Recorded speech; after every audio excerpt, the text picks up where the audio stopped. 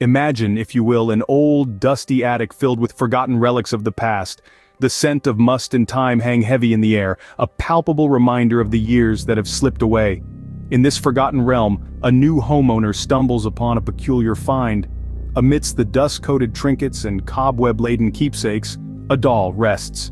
This isn't just any doll, but an antique, its glassy eyes staring blankly into the seemingly endless abyss of the attic. Its porcelain skin, cracked and weathered by time, bears an uncanny resemblance to human flesh. The intricate details of the doll, from its meticulously sewn Victorian clothing to the lifelike curls of its hair, bring an eerie sense of realism that is almost unsettling. Intrigued, the homeowner decides to keep this relic of the past, oblivious to the chilling adventure that awaits. Little did he know this was no ordinary doll but a vessel for something far more sinister. As the days passed, strange occurrences began to unfold in the house. A sense of unease began to permeate the atmosphere.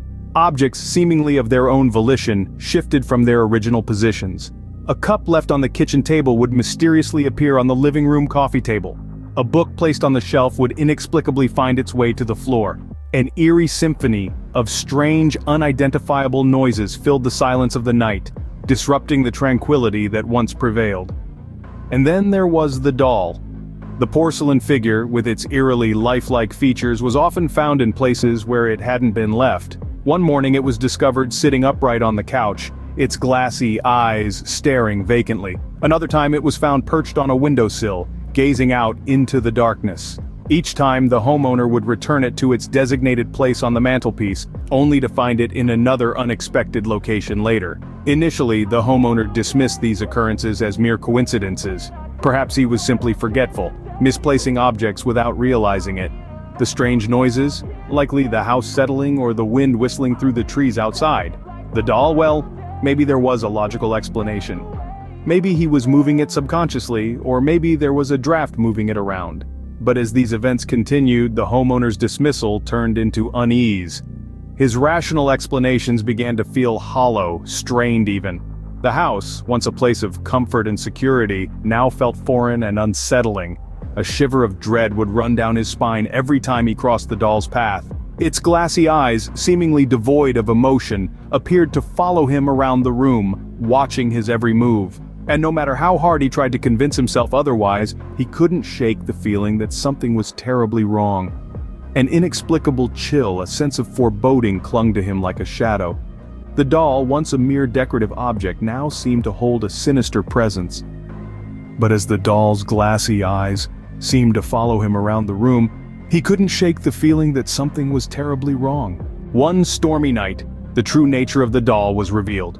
Amid the symphony of the tempest's fury, our homeowner, his courage teetering on the edge of sanity, made a decision.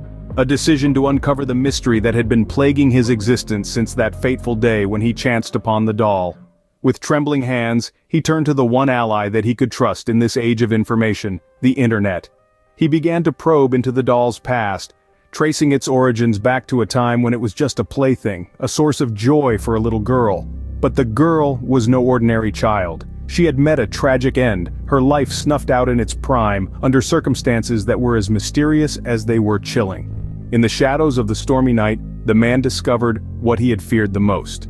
The doll was not just an object, it was a vessel that held the spirit of that innocent girl. But death had not been kind to her.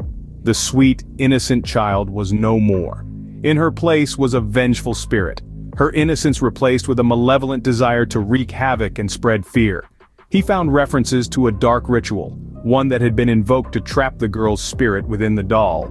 The spirit, now bound to the doll, was causing the inexplicable disturbances that had been haunting the man. The doll was not just a doll, it was a conduit for a tormented soul, a puppet master of the paranormal. One thing became painfully clear: the doll was not just a harmless toy, it was an embodiment of terror. It was a haunting reminder of a life lost and a spirit trapped, seeking revenge and release from its porcelain prison. He now understood the horror he had invited into his home. As the thunder roared and the rain pelted against the windows, the man was left to confront the terrifying reality of his situation. He was living with a ghost, a vengeful spirit trapped within the confines of a doll. He had unknowingly invited a terrifying entity into his sanctuary, and now he had to find a way to banish it. In a desperate attempt to rid himself of the haunted doll, the homeowner decided to confront the spirit. In the stillness of the night, the homeowner gathered his courage, his voice echoing through the eerie silence. He pleaded, begged for peace, his words a lifeline thrown into the darkness. His heart pounded in his chest, the rhythm a haunting reminder of his mortal fragility. He implored the spirit to leave, to abandon its porcelain vessel and find peace in the beyond. Yet the spirit was not inclined to acquiesce. It had other plans that sent a chill down the spine of the homeowner. A cold wind seemed to seep from the doll, filling the room with an icy dread. The spirit tethered to the doll was not about to release its grip on the world of the living. The confrontation escalated. The homeowner, caught in a battle of wills with the malevolent force, felt the terror rise within him. His home, once a sanctuary, was now a battlefield, and he was the lone soldier. He wrestled with the spirit, his fear and desperation an echo in the silent hallways. In the end, the spirit remained, its ethereal laughter echoing in the man's mind. He had tried to banish the spirit, to reclaim his home, but to no avail. He had become a prisoner in his own home, trapped in an endless cycle of fear. In the end, the house stood silent and empty once more. A chilling hush fell over the place, the echoes of a once lively dwelling now replaced by a desolate quietude. The homeowner, in an eerie turn of events, vanished without a trace, leaving behind only the doll. Alone, it sat in the abandoned house, a silent sentinel in a realm of shadows. And so the doll waits, its glassy eyes forever watching, forever waiting for the next unsuspecting soul to cross its path.